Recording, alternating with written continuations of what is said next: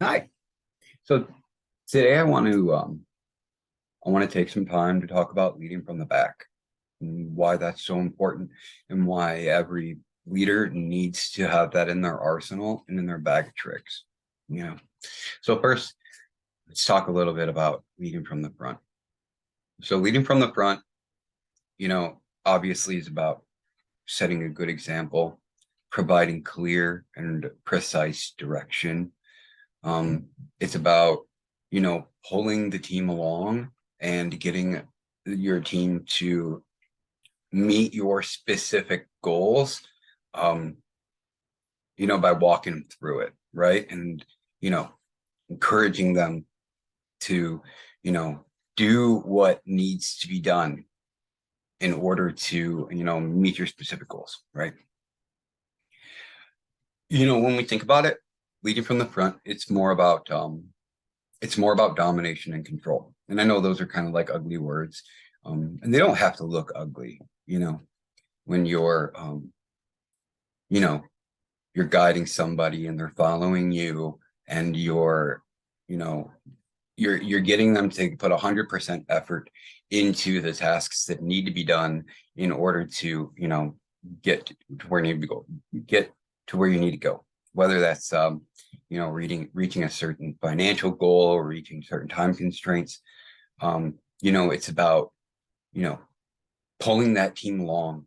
It's about getting done what needs to get done, right? And I say domination because it's about, convincing them to follow your direction, right? Wholeheartedly, because just because somebody has a job and just because somebody is on your team, it doesn't mean they're going to put 100% effort into the tasks that you assign them, right?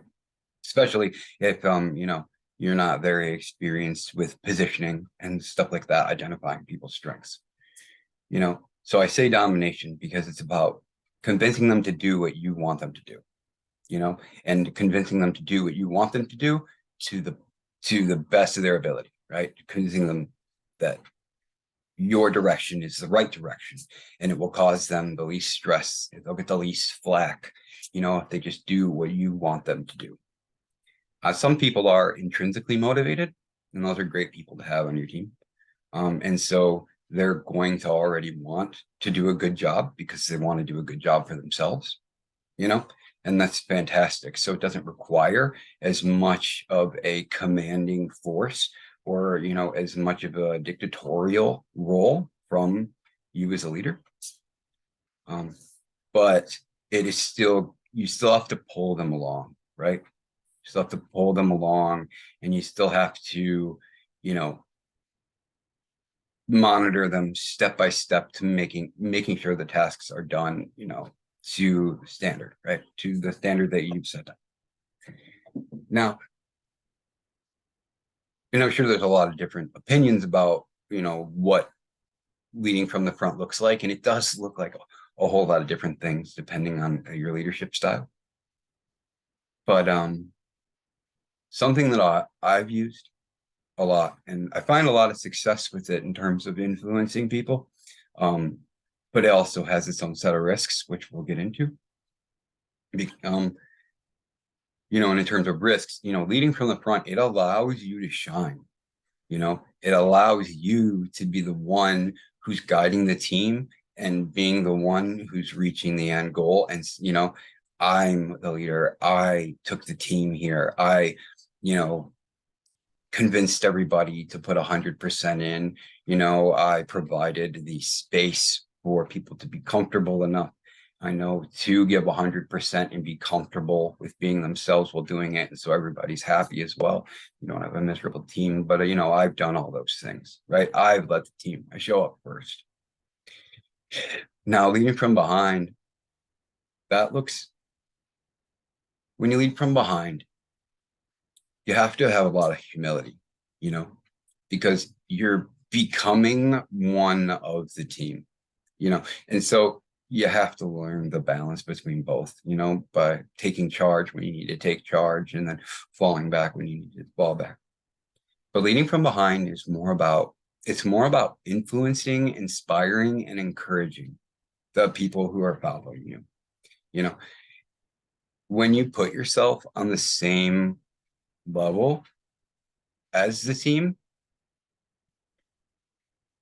it allows you to speak and communicate with people in a different way, you know, much the same as like when we're looking at guest services, we have to come at it as a guest, you know, we have to look at it through their eyes and talk to guests like we ourselves are also guests, and have communicate with them in a manner that's like two guests just talking to each other about what they like and what they don't like, you know. And so when we become one of our own team members, we're able to talk to the people on our teams like they would talk to another coworker, you know. And we can find a lot of stuff out about what the people like, what they don't, what our team likes, what they don't like, what makes them want to do a better job, what makes them want to show up on time, what makes them want to take less bathroom breaks, and that kind of stuff. And I say it's leading from behind is more about inspiring, because when we lead from behind, we're convincing our team why they want to do a good job. We're convincing them to want to do it, not just, complete the task so they can get at that a boy. We're not just, taking them through things step by step, checking their work to make sure they're doing a good job. We're convinced, and obviously we need to do all those things just because people are people. We can overlook things and mistakes happen, but we're convincing them why they want to do a good job. We're also convincing them why it's important to understand the big picture, and then their little, not little, but their place in it, and how their actions affect the whole thing, and so we're pushing them rather than pulling them, so we're using different muscles, right? Now, when you lead from behind, you don't look like the one who's shining, right? It doesn't look like you're leading. And so that's why if you run a little bit more risk, because you leave yourself open to criticisms from other peers, of it's just your team doing that. It's not you doing it at all. Because if you have a team of people who are like just intrinsically motivated and they naturally are going to make you look good, then it doesn't matter how good or bad of a leader that you are, you're going to look good because your team is making you look good, But to create those kind of people, right, from leading from behind, creating those intrinsic motivators in your people, that is really the golden ticket to success. If a chair has 4 legs and then you take 1 or 2 away, you take 1 away, it might fall over. You take 2 away, it's definitely going to fall over. But if those legs were people, they could put a hand out, right, and stabilize the chair.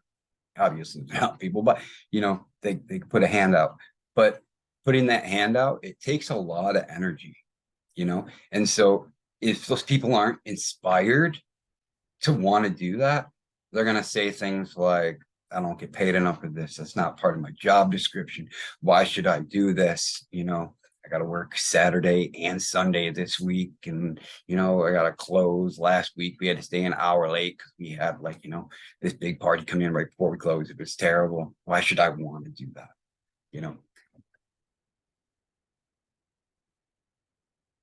So it is important for us to really find humility, bring ourselves down to our team's level, do things with them, clean the bath for You know what I mean? Show them how to scrub that toilet. You know what I mean? Like show them how, show them that, you are just like them. You just have a different job, you know, and allow that to help them see that we're all on the same level. Right. So, sorry, I just had to stop there for a little bit. Yeah. So leading from the back, it really is about it's about inspiring. It's about inspiring the team to care about what they're doing rather than just doing it because that's what they're supposed to do. You know, um, you got to humanize yourself as a leader, you know, and by humanizing yourself, you're allowing your team to relate to you and to understand your struggles because your team, they're not 9 times out of 10, you know, they're not going to care about the problems that you have, particular problem that you have in a leadership role. They're just not going to care about it. They can be empathetic towards it. You know what I mean? And they can attempt to understand it, but they have their own issues. You know what I mean? And they are worrying about those issues.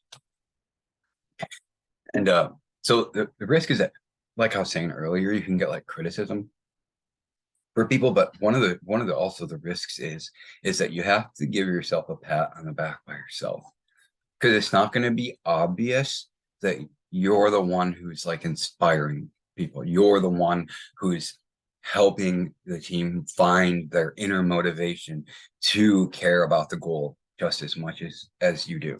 You know, it's not going to be that obvious, and so you won't get the credit for it. You know, and that's the beautiful thing about it. Because it's not you're just leading the team. You're you're training, you're teaching, you're inspiring the team to like lead themselves and become their own leaders, become, people who hold themselves accountable, just like the leader would. Looking at a task and seeing it's not done 100% and saying like, I should do that 100% because I understand the outcome of it not being done 100%. They're not just, it's not just like, I just want to go home. When we inspire each individual team member to become a leader of their own position or a leader of their own place within the group, within the team, then we can sit back and smoke cigars and drink cognac, you know what I mean? And things will run themselves. But that's only if, the team's not already intrinsically motivated. Because if you do have a team that's already intrinsically motivated and you act like that, you sit back and you smoke cigars and you just let them do whatever, they're going to get resentful towards you. You know what I mean? Because it's kind of like, if you see that your team is functioning like on all cylinders, and then you don't humanize yourself and become one of them and come down to their level and just become just another team member who just bears all the responsibility, they're going to get very resentful, because they know that they're doing all the work. Team is a leader's only as good as their team, right? And so the team knows that. They know that they're doing all the work and they're making the person look good. And so leading from the back is also a way to show gratitude to the people who work hard for you. It's a way to give them, like the reassurance that, them leading themselves and them caring about the big picture, it is important, it is important. And hopefully they can take that into their personal lives. Because I've found the best kind of leaders, it's not just about work, it's about training people skills, right? Life skills, like, caring about what they're doing, focusing on one task at a time and making sure it's completely done, getting along with the other team members, communicating effectively. If we, if they can take those into their personal lives or into other areas of their life, then they can grow as people, you know, and the best leaders care about people, you know, they care about them growing and them becoming better people. Because if you are in the business of just creating higher quality people, higher caliber people, you know, then you're going to be successful no matter what you, even if you are completely terrible at the job, you're completely terrible at the job, but you really care about creating higher quality people. You can just let the people who are good at that job do the job, and you're there, and you're an important fact. You stay an important factor um, in that relationship, because you're the person who's helping them grow as a person to become better at the job. You know, having that job, that person become easier. You know, so leading from the back, it is about helping people grow as people, giving them the space to learn and make mistakes and learn from their own mistakes, you know, helping them guide themselves, you know. That's why we have to step back and forth, right? So we have to set the goal, set the standard, and then we have to take a step back and allow people to teach themselves how to reach that standard, you know, and help them become just better people, you know. So yeah, those are just my thoughts on leading from the back. Um, you know, I'm a really firm believer in it. Just remember, you got to be humble. You know, you got to lower that ego. You got to not care about taking the credit. You know what I mean? You know, you do, because anybody with any brains is going to know exactly what you're doing when they look at you. And if they don't, they're stupid. They're dumb. They're probably incredibly egotistical and narcissistic. And that's why they think that leading from the back is weak, you know, because they're just some narcissists, and nobody's going to follow them for very long either, because everybody's going to see that they're an idiot as soon as they stop providing value in the form of like, you know, like, kind of like direction that's so concrete, it makes their job just like effortless because they don't have to think at all. You know, as soon as they stop doing that, like maybe they get sick for a little bit or something, yeah, then, you know, that side of the whole team that knows that they're an idiot, knows that they're a narcissist, and knows they're only in it for the glory, that's going to shine through, and they're not going to be a leader for much longer. So anyway, thank you.